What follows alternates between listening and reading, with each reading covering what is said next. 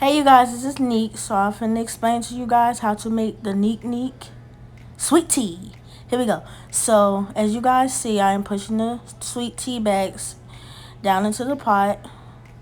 So let's see how that goes.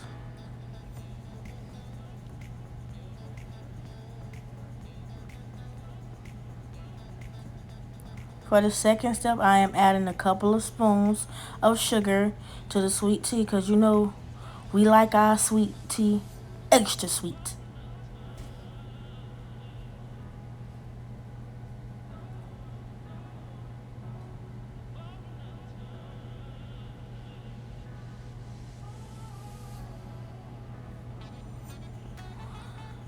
So I just was like, you know what?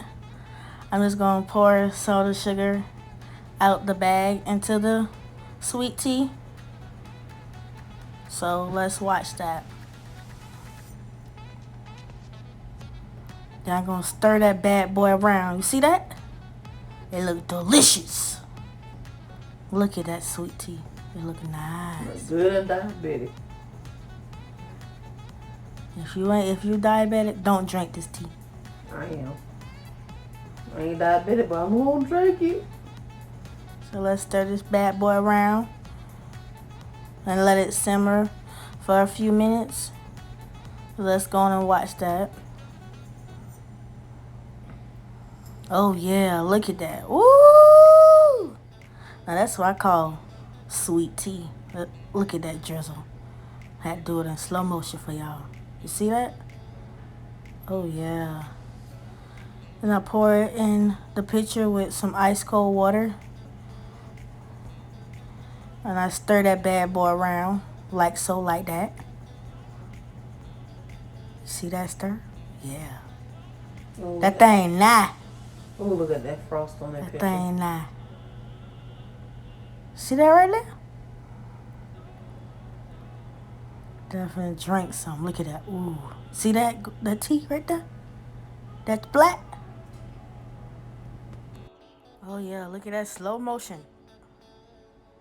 We're gonna watch it just be poured into the glass. Doesn't it look nice?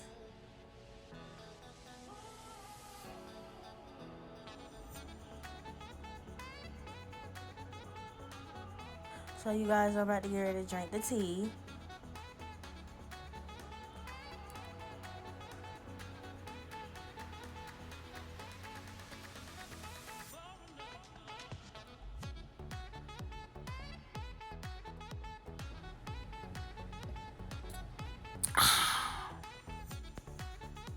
Oh yeah. Okay, we're gonna jump right into this cooking. I'm sauteing some onions and bell peppers. Yes, ma'am. Yeah, look at that. So these are my seasoning: garlic powder, cayenne pepper, paprika, ground cumin, complete seasoning. I also have some granulated onion. I have some pink salt, and I also have some black pepper. We're using traditional spaghetti sauce, 2 cans. We also are going to be using some Goya red beans. Yes, I said Goya. Please get Goya. Now I'm going to sit here and season my meat. I'm going to thoroughly season it right now, but I'm also going to come back and season it at the end if I feel like it need more seasoning. So it's really seasoned to the taste. So please, guys, make sure y'all taste y'all food at the end. So we're gonna sit back and watch me season the meat.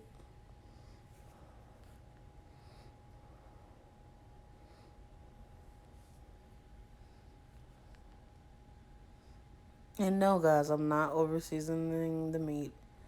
I'm really barely seasoning it right now.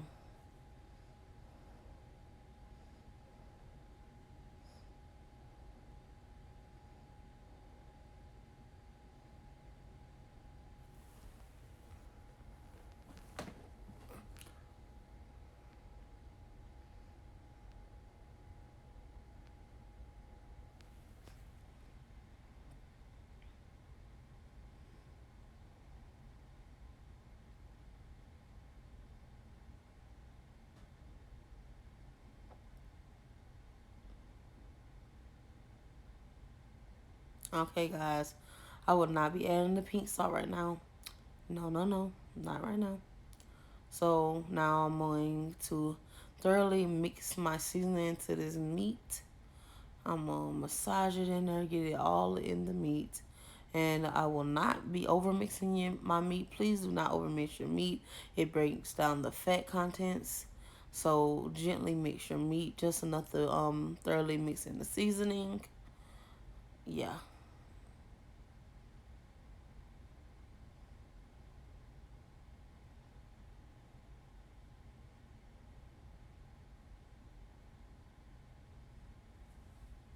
So once I'm done with that, I'm gonna start putting my meat in the pan with the onions and bell peppers that we sauteed down earlier. And we're gonna be spreading that around, making sure we're breaking up the meat and not just throwing it in as a big clump.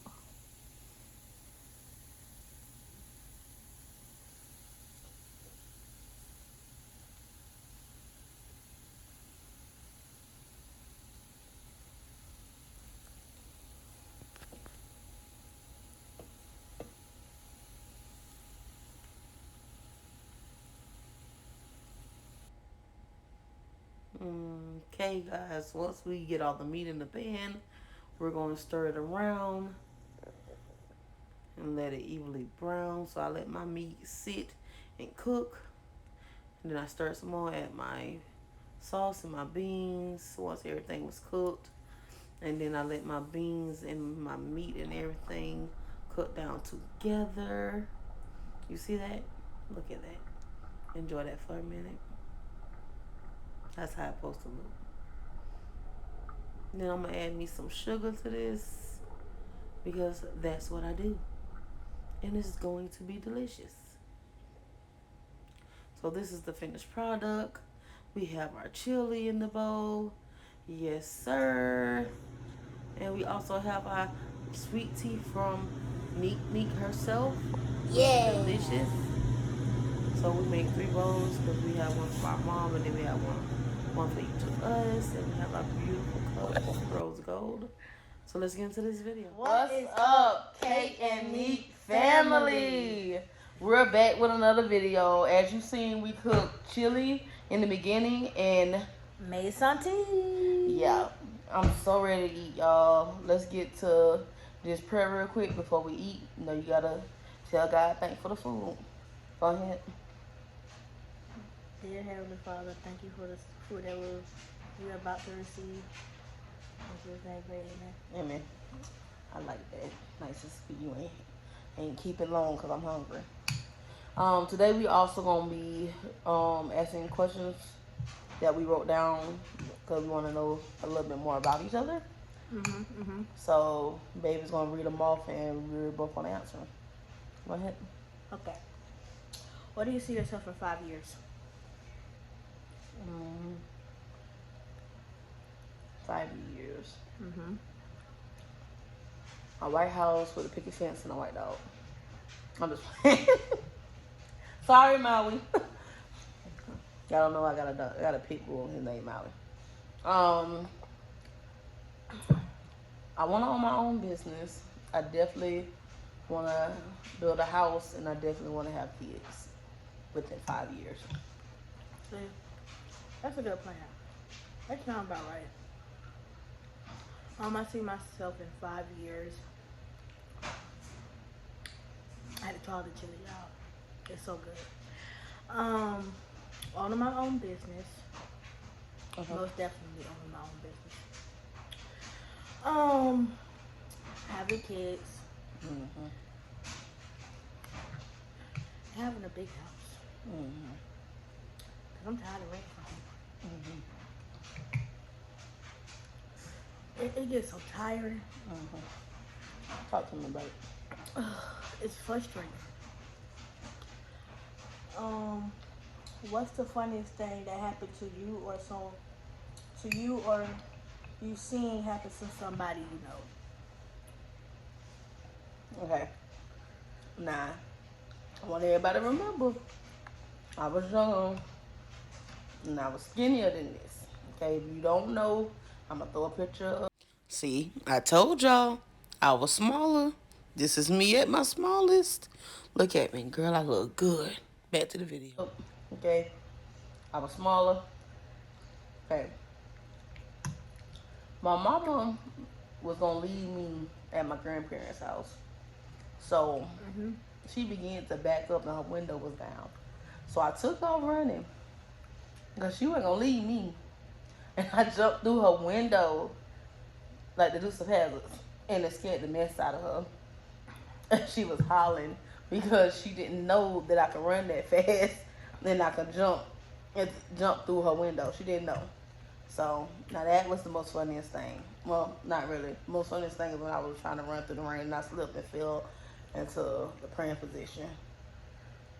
How?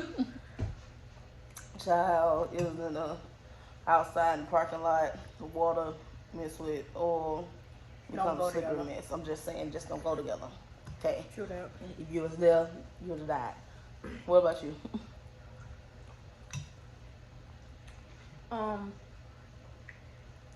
This dude and this girl was arguing at a Walmart in the parking lot. Dude got mad. Girl tried to come back to the car. The dude spun off on her. Left for there. She made him mad that day. Now, you watching this? I left you too. I was like, wow. Cause I can hear him right now. You really gonna embarrass me in public? Really? I was enough for two honestly, because you ain't gonna embarrass me and I'd be embarrassed. I left you. I came back, but I left you. Just to show you that I left you. Number 3, what is the best part about being with your spouse? And what is the worst part about being with your spouse? Did I say it right? The best part of being with my spouse is it's so much good stuff. It's so hard to choose. Choose one. Okay. When we wake up in the morning, well, I wake up before her, and I get to see your face every morning. You're so sweet. The best part is the worst part is she's spoiled. She's spoiled. Ain't gonna cuss, but she's spoiled. Like, don't do me.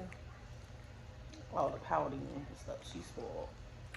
The best part about being with my spouse is how she loves me unconditionally. She almost got me. Y'all know I don't cry, y'all. But when I need somebody to talk to, she's always there. That's the best part. And the worst part is her darn attitude. She got it. She got a good one on me. I give you that. She got a good one. I give you that. But I love her though. No lie. This my best friend. Best friend. Okay. So number 4, it says explain how you got your scars or tattoo and why you got it. So it's a little scar on my arm right here. I got it because I was trying to cook some fish and something bad. I had got some bad news that day. I flipped the fish too hard and I burnt my arm. So I didn't flip out of it. I just looked at it. It was like, oh wow.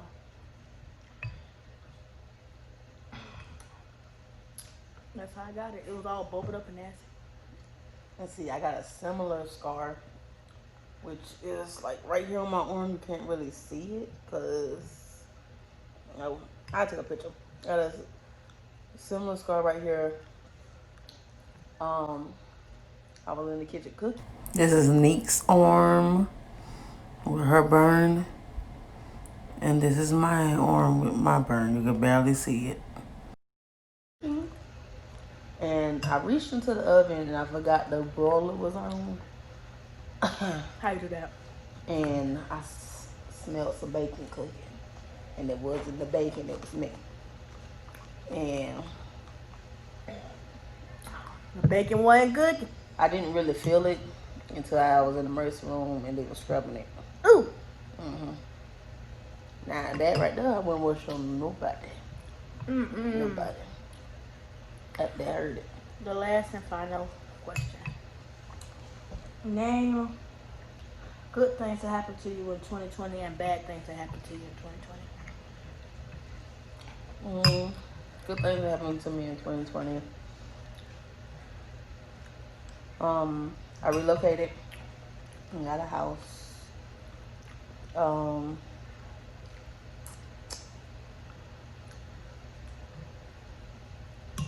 That's really a good thing that happened to me. So y'all know 2020. 2020. Tell them about we're it. gonna be telling our grandkids about. 30 years from now. 30 years from now, when I'm about to. They don't know. They don't know the struggle. Something bad that happened to me, 2020. But for real, I wound up losing 2 family members that was very close to me in 2020, and I'm gonna miss them dearly. I really am. What about you? That's what happened to me for me in 2020. I get to spend every day with her. That's the best thing about 2020. You're trying to get brownie points, aren't you? No. You're trying to get brownie points. I'm not. Seriously. Ain't something really good that happened to you in 2020? To be honest, y'all, I don't know how she put up with me because I don't like being by myself to deal with myself. I'm gonna be honest. The best thing that happened is I relocated, honestly, though. And the worst thing is losing people. So, life is hard, y'all. Yep. But you keep on pushing, you'll get where you need to be at. And for all the people who lost somebody in 2020, I want them to understand that it's okay not to be okay. And if you need help and you need to talk to somebody, there's always somebody out there for you to talk to. Like a counselor, a friend. Therapy. It helps. Therapy really helps. And a lot of black families don't talk about it, but therapy really helps. And depression, all that stuff is real. Yeah. And don't take stuff lightly when your kids or your family member or your cousin or anybody, a friend, anybody tell you that they're not okay. Talk to them, get them some help, and let them know that they're not alone. And there's always somebody here for them. Yeah. Even if y'all don't have them to talk to, y'all can inbox me. Because some people can't deal with stuff by themselves and need someone to talk to. So it's hard for them trying to deal with it by themselves because they don't really have nobody to talk to. So they look to people to try to talk to them. So it's just hard dealing with a lot of stuff, especially by yourself. Yep. Now, I'm a witness that therapy works because I dealt with depression. I dealt with being suicidal and all those things. And it was because I really didn't have nobody that I felt like was really taking what I was dealing with seriously. Yeah. And I was crying out for help and nobody heard me or was paying attention and seeing that I need help. And I think 2011, I believe, or yeah, I think 2011, I had committed suicide, but I survived. And I got admitted, but my family stood by my side. I started going to therapy and stuff like that, and therapy really say praying and stuff help, but therapy and letting it out and talking to somebody about it, just knowing somebody physically that you can see is hearing you and listening to you and not trying to give you solutions and stuff, or telling you that your feelings are not or is not valid, or are not real, and you're just imagining things, like you're making up stuff, it helps. So please listen when people tell you that they are not okay.